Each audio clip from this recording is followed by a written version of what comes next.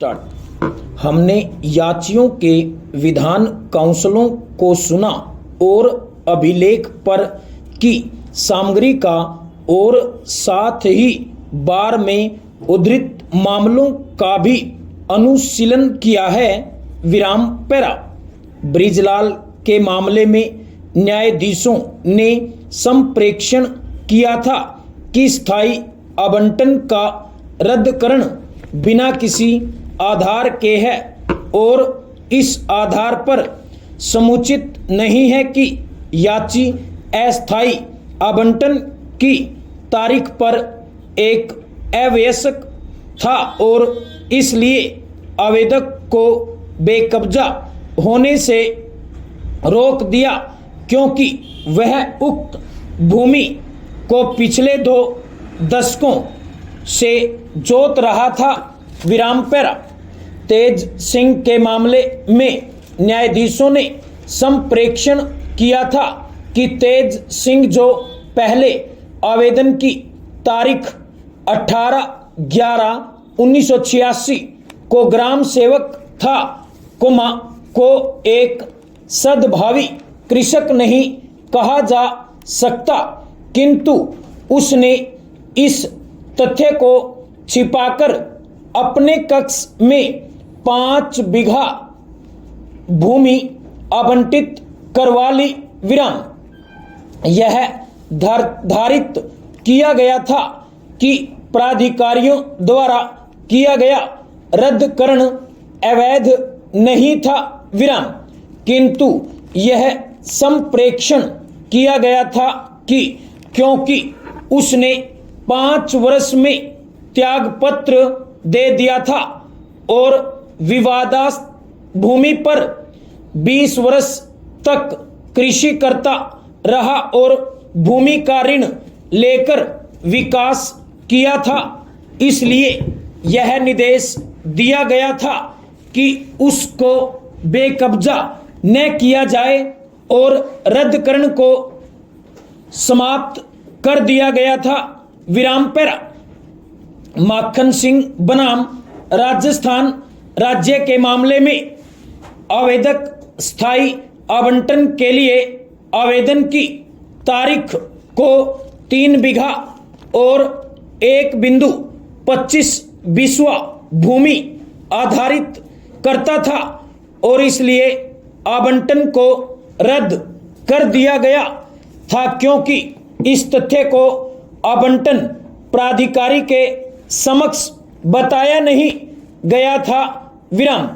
खंडपीठ के विधान न्यायाधीशों ने राजस्थान उपनिवेशन अधिनियम 1954 की धारा 11 और 14 तथा राजस्थान उपनिवेशन राजस्थान नहर उपनिवेशन क्षेत्र में सरकारी भूमि का आवंटन और विक्रय नियम 1975 के नियम 5 और 21 पर विचार करने के पश्चात यह धारित किया कि जहां कोई ऐसा कृत्य या लोभ आवंटन के लिए पात्रता को प्रभावित नहीं करता है तो वह स्वतः ही संपूर्ण आवंटन के रद्दकरण में परिणत नहीं हो सकता है और कि भूमि उस सीमा तक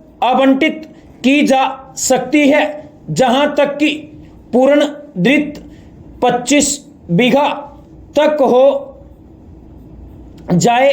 विराम। विद्वान न्यायाधीशों द्वारा किया गया संप्रेषण यथा निम्न है। विराम पैरा। अधिनियमों और नियमों की योजना पर गंभीरतापूर्वक विचार करने के पश्चात हमारी राय है कि जहां कोई कृत्य या लोप जो आवंटन की पात्रता को प्रभावित नहीं करता है वहां ऐसा कृत्य संपूर्ण आवंटन के रद्दकरण में वैतः ही परिणत नहीं हो सकता है। विराम।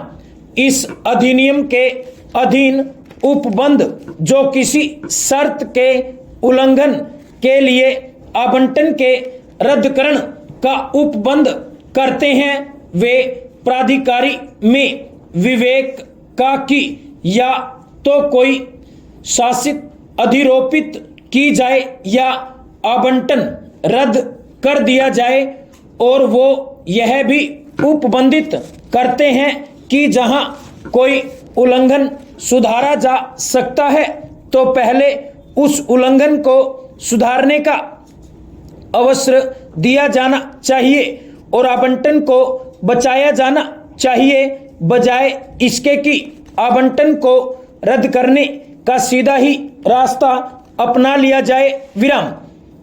यदि मुख्य अधिनियम की यह योजना रही हो तो अधिनियम के अधीन विरचित नियमों का भी अधिनियम की योजना के अनुरूप ही अर्थवन भी किया जाना होगा। विराम। इसी बात को लागू करते हुए यदि तथ्यों के कथन के बारे में किसी कृत्य या लोप के कारण कोई आवंटन अभी प्राप्त कर लिया गया है तो उसे उसी रीति में निपटाया जाना चाहिए। विराम।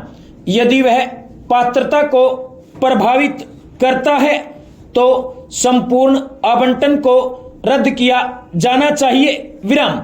यदि वह पात्रता को प्रभावित नहीं करता है किंतु केवल आवंटन की सीमा को प्रभावित करता है तो केवल उस सीमा तक जो गलत तरीके से अभी प्राप्त कर ली गई है नियमों के अधीन रद्दकरण के लिए विचार किया जाना चाहिए। विराम। यह सुरक्षित रूप से कहा जा सकता है कि आवंटन जो किसी भूमि की धरती को 25 बीघा से अधिक कर दे उसे नियमों के विरुद्ध किया हुआ माना जा सकता है और ऐसा आवंटन जो नियमों के विरुद्ध किया हुआ पाया जाए रद्द किया जा सकता है। विराम।